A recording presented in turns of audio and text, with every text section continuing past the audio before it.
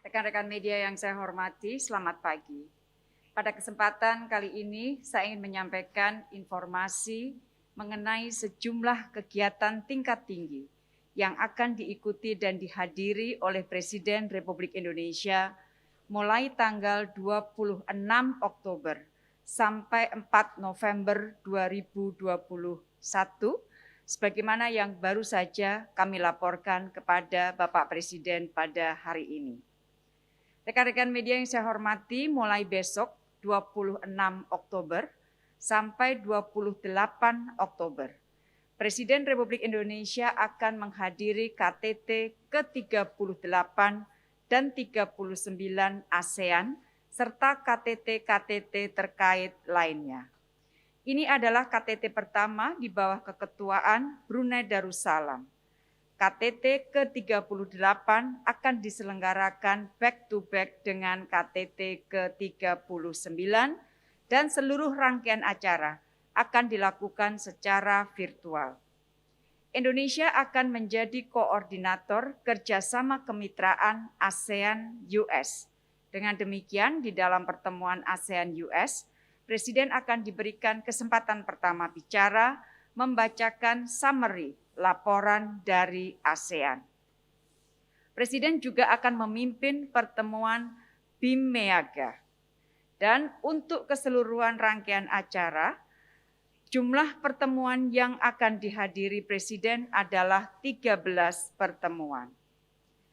Selain itu, Bapak Presiden juga akan menyampaikan pidato kunci pada ASEAN Business and Investment Summit ABIS dengan tema prioritas ASEAN dalam kenormalan baru secara virtual.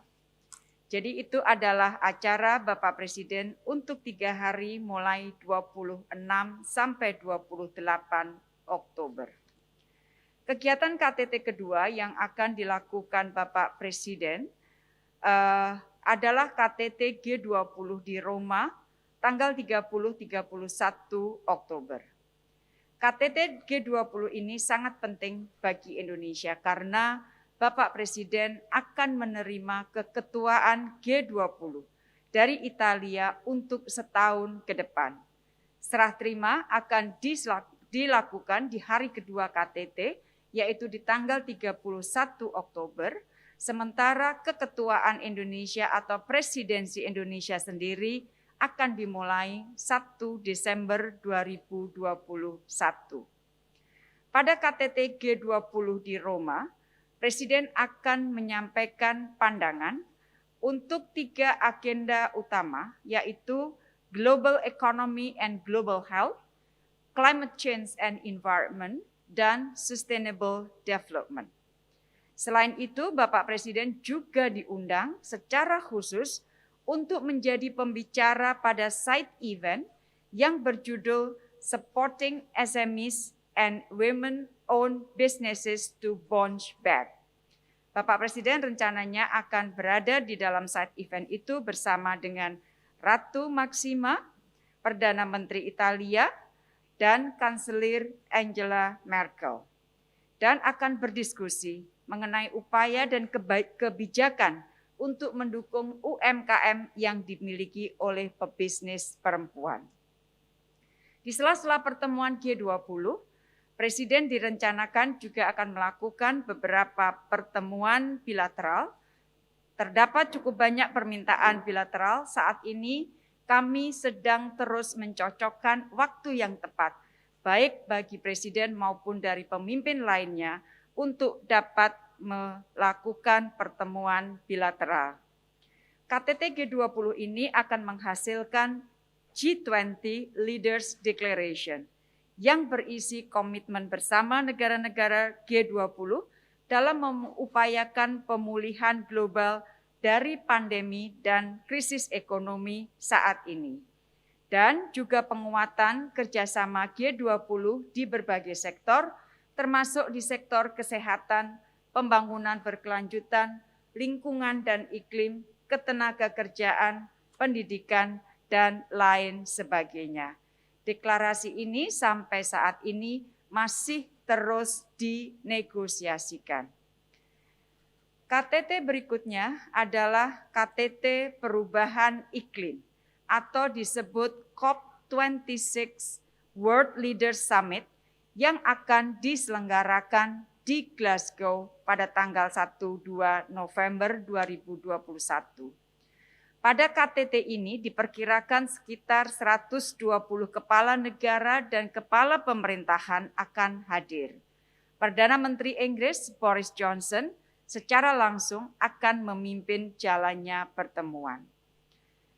Teman-teman yang saya hormati, sebagai negara yang memiliki posisi penting dalam setiap diskusi perubahan iklim, Indonesia telah mengambil posisi lead by example dalam memajukan aksi iklim. KTT ini memiliki arti penting juga bagi Indonesia, di mana Indonesia akan tampil sebagai bagian dari solusi penanganan perubahan iklim dan berusaha menjembatani perbedaan yang akan dapat mendorong penguatan kerjasama internasional. Presiden Republik Indonesia akan menyampaikan national statement-nya dan di dalam national statement tersebut Indonesia sebagai inisiator dari Archipelagic and Island States Forum atau kita singkat AIS Bapak Presiden akan mengintroduce pernyataan bersama negara-negara kepulauan dan pulau kecil yang tergabung di dalam AIS tersebut. Jadi deklarasi AIS ini akan diintroduce oleh Bapak Presiden di dalam National Statement Indonesia dalam COP26. Rekan-rekan, pada COP26 nanti juga akan terdapat pavilion Indonesia yang dikelola oleh Kementerian LHK. Dan pavilion ini akan menunjukkan berbagai pencapaian dan peluang kerjasama yang ditawarkan Indonesia dalam penanganan perubahan iklim. Dan Presiden Republik Indonesia sebagaimana di dalam KTT G20 direncanakan juga akan melakukan beberapa pertemuan bilateral yang sampai saat ini masih terus dibahas dan dicocokkan waktunya. Teman-teman yang saya hormati, setelah dari Glasgow, Bapak Presiden akan meneruskan perjalanan ke Abu Dhabi dan Dubai. Dan ini adalah kunjungan bilateral pertama Presiden Republik Indonesia selama pandemi. Selama berkunjung, Presiden Republik Indonesia akan melakukan pertemuan dengan Crown Prince Mohammed bin Zayed atau MBZ di Abu Dhabi. Selain itu, Bapak Presiden juga akan melakukan pertemuan dengan ruler Dubai, yaitu Muhammad bin Rashid atau MBR di Dubai. Bapak Presiden juga dijadwalkan akan melakukan pertemuan dengan sejumlah pengusaha bisnis yang berada di UAE.